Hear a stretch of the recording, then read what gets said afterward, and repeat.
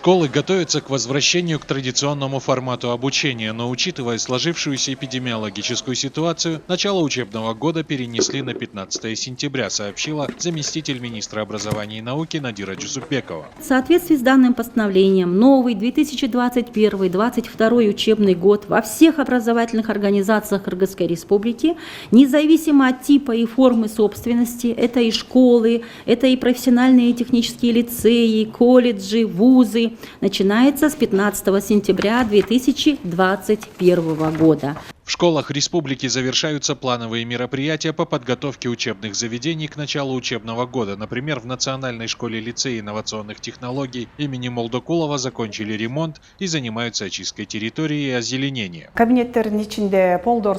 кабинетах мы покрасили полы, парты, помыли окна. Все почти готово к приему учеников.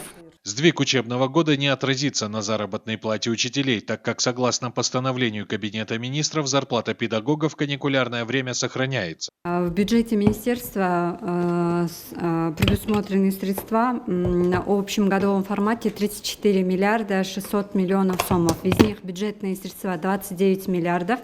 По состоянию на 28 июля, это 9 месяцев, у нас было профинансировано 16,6 миллионов сомов.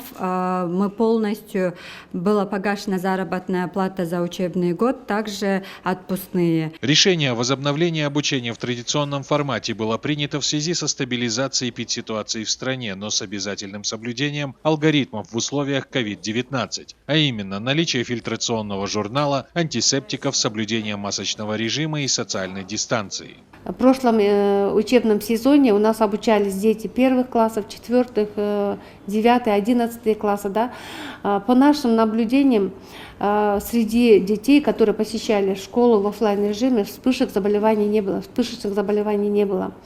Если даже были какие-то спорадические случаи, то это было связано с домашними контактами. Таким образом, учебный год для школьников продлится с 15 сентября по 8 июня. Госэкзамены выпускники 9 и 11 классов будут сдавать с 10 июня по 1 июля. Аттестаты планируют вручить 11 и 15 июля. Прием абитуриентов на 2022-2023 учебный год запланирован с 20 июня по 10 сентября. Студенты вузов и спузов учатся до 25 июня и 2 июля соответственно.